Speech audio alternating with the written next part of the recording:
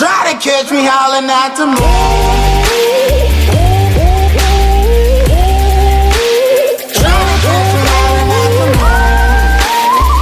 Hello everyone, तपाईलाई स्वागत छ मेरो च्यानल विज्ञान बुस्टरमा। आज हामी जान्न गइरहेको टपिक रहेको छ मोलिकुलर वेट।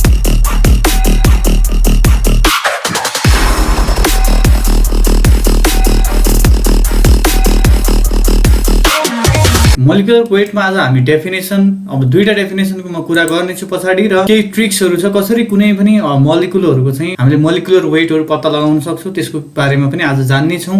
अब यो मोलिकुलर वेट जान्नु भन्दा अगाडि चाहिँ हजुरलाई चाहिँ एटोमिक वेटको कन्सेप्ट चाहिँ थाहा हुनुपर्ने छ। अब एटोमिक नम्बर एटोमिक वेटहरुको बारेमा थाहा छैन भने चाहिँ यो मोलिकुलर वेट चाहिँ बुझ्न गाह्रो हुन्छ। यसको लागि चाहिँ मैले एक भिडियो बनाएको छु, त्यो भिडियोको लिंक चाहिँ मैले तल डिस्क्रिप्सनमा राखिदिएको कारणले त्यो भिडियो चाहिँ पहिला गएर त्यहाँ हेर्नु होला, त्यसपछि मात्र यो भिडियो हेर्नुभयो भने चाहिँ हजुरलाई चाहिँ क्लियर कन्सेप्ट चाहिँ बुझ्नु हुनेछ। भिडियोलाई सिधै सुरुवात गर्दियौं। सुरुमा हामी चाहिँ सामान्य डेफिनेसनबाट स्टार्ट गर्छौं। मोलिकुलर वेट भनेको चाहिँ के त भन्दाखेरि सामान्य रूपमा भन्दाखेरि the total weight of the molecule of the substance is called molecular weight भनेको छ। अब मोलिकुलकै कन्सेप्ट थाहा छैन भने पनि त्यसको मैले छुट्टै भिडियो बनाएको कारणले त्यसलाई पनि चेक गर्न सक्नुहुन्छ, डिस्क्रिप्सनमा लिंक राखिदिएको छु। अब यो जस्तो मानौं यहाँनिर हजुरले एक्जाम्पल हेर्न सक्नुहुन्छ, क्लोरिन भन्ने मोलिकुल छ। क्लोरिन भन्ने मोलिकुल चाहिँ दुईटा क्लोरिन एटमबाट बन्छ जसको फर्मुला रहेको छ Cl2। अब यसको हामीले चाहिँ वेट निकाल्नको लागि चाहिँ हामीले के गर्छौं भन्दाखेरि यसको टोटल एटमको वेट मानौं क्लोरिन एटम र अर्को क्लोरिन दुईटा क्लोरिन एटमको छुट्टा छुट्टै वेट निकालेर त्यसलाई जोड्छौं, एड गर्छौं, सम गर्छौं, त्यसरी चाहिँ हामीले मोलिकुलर वेट चाहिँ निकाल्छौं। The total weight of the molecule of the substance, कुनै पनि मोलिकुलको टोटल वेट कति रहेको छ त्यसलाई नै हामी मोलिकुलर वेट भन्ने गर्दछौं।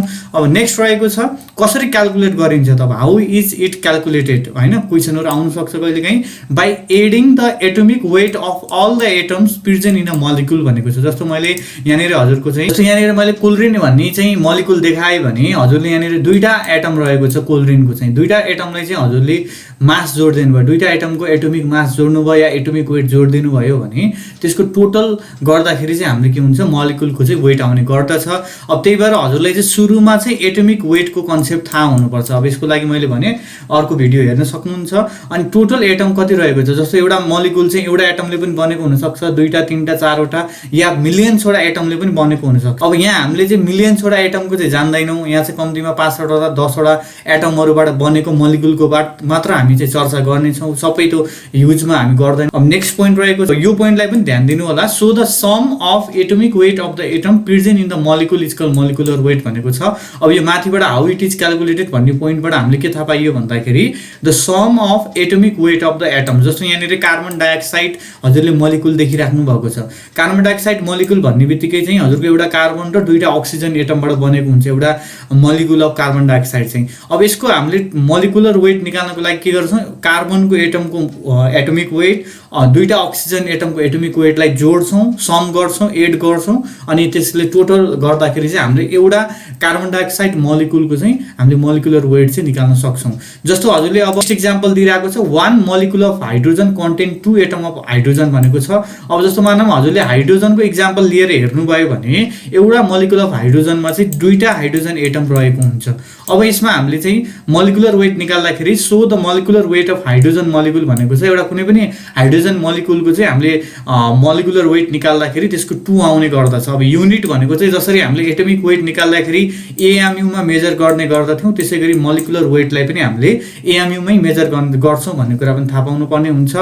किनभने चाहिँ सिन्स भनेको छ atomic weight of hydrogen atom is 1 भनेको छ, एउटा हाइड्रोजन एटमको चाहिँ एटोमिक वेट चाहिँ 1 हुने भएको कारणले गर्दा हामीले एउटा मोलिकुल अफ हाइड्रोजनको चाहिँ मोलिकुलर वेट निकाल्दाखेरि चाहिँ कति आउँछ भन्दा 2 कसरी आयो भन्दा दुईटा एटम अफ हाइड्रोजनले चाहिँ एउटा मोलिकुल अफ हाइड्रोजन बन्ने भएको कारणले दुईटाले सम गर्दाखेरि जोड्दाखेरि के हुन्छ हजुर 2 आउने गर्दछ। यो पनि हजुरले बुझ्नुपर्ने हुन्छ।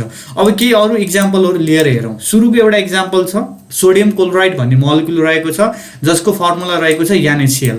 अब यो क्लास 8 र 9 मा चाहिँ फ्रिक्वेन्टली डाइरेक्टली हजुरको एक्जामहरुमा टर्मिनल एक्जाममा पनि मोलिकुलको चाहिँ मोलिकुलर वेट सोध्ने भएको कारणले गर्दा यसरी निकाल्न सक्नुहुन्छ। अब यो प्याटर्नमा सर्टेन प्याटर्नमा चाहिँ लेख्न पर्ने हुन्छ हजुरले चाहिँ है। 7 को स्टुडेन्ट हुनुहुन्छ या 8 को 9 को जुनको स्टुडेन्ट भए पनि हजुरले यसरी प्याटर्नमा लेखिदिनु भयो भने हजुरको मार्क्स चाहिँ आउँछ हैन।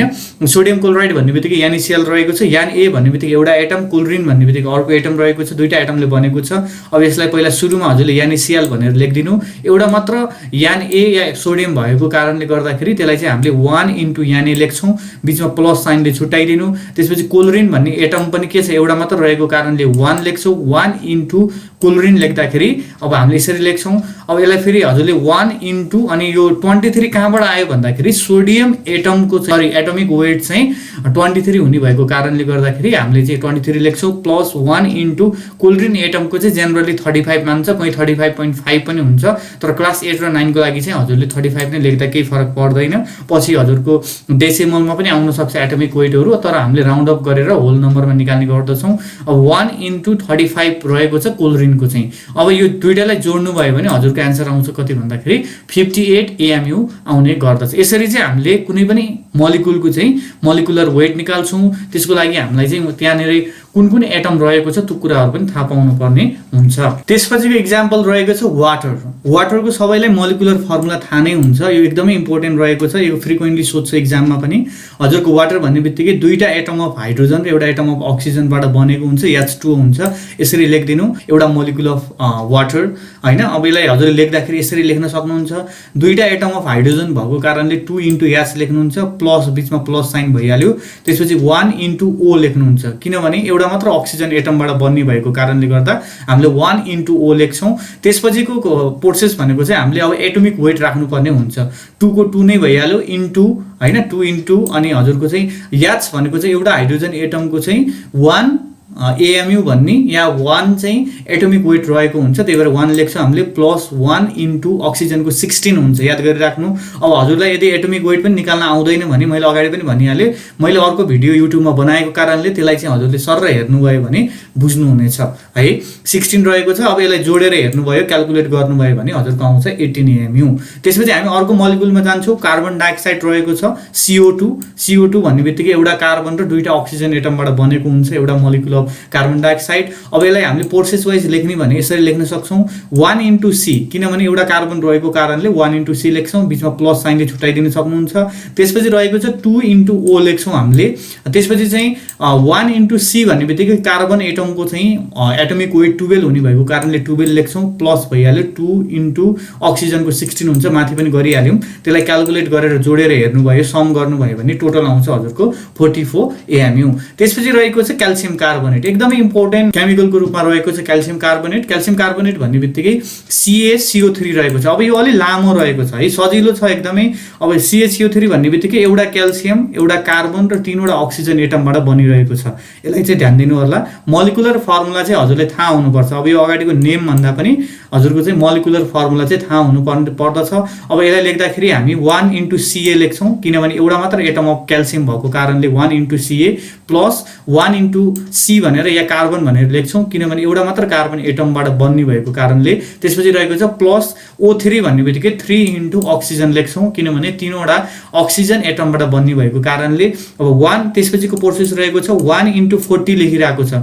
किन 40 लेखियो भन्दाखेरि क्याल्सियमको चाहिँ एटोमिक वेट 40 हुने भएको कारणले गर्दाखेरि 40 लेखिरहेको छ, प्लस 1 × कार्बनको 12 हुन्छ, प्लस 3 × 16 अगाडि नै हामीले गरिहाल्यौँ। टोटल क्याल्कुलेट गर्दाखेरि हजुरको 100 AMU आउँछ। यो ठुलो क्लासहरूमा पनि क्याल्सियम कार्बोनेटको चाहिँ मोलिकुलर वेट धेरै सोध्ने भएको कारणले गर्दा यसलाई चाहिँ याद गरिराख्नु होला। त्यसपछि अरू इक्जाम्पलमा जाउँ। 5th नम्बरको इक्जाम्पल रहेको छ म्याग्नेसियम क्लोराइड। म्याग्नेसियम क्लोराइड भन्ने बित्तिकै एउटा म्याग्नेसियम एटम र दुईटा क्लोरिन एटमबाट बनेको हुन्छ। अब हामीले यसलाई लेख्दाखेरि 1 × Mg भनेर लेख्न सक्छौँ। 1 × Mg किन लेखियो भन्दाखेरि एउटा Mg भनेपछि एउटा म्याग्नेसियम एटमबाट बनेको छ, प्लस दुईटा क्लोरिन एटमबाट बनेको कारणले 2 × Cl भनेर लेखिरहेको छ पछाडि। अब म्याग्नेसियमको हजुरले एटोमिक वेट निकाल्नु भयो भने 24 हुने गर्दछ। 1 × 24 भयो, प्लस 2 × 35 क्लोरिनको हामीले एटोमिक वेट अगाडि पनि मैले भनिहालेँ 35 हुन्छ।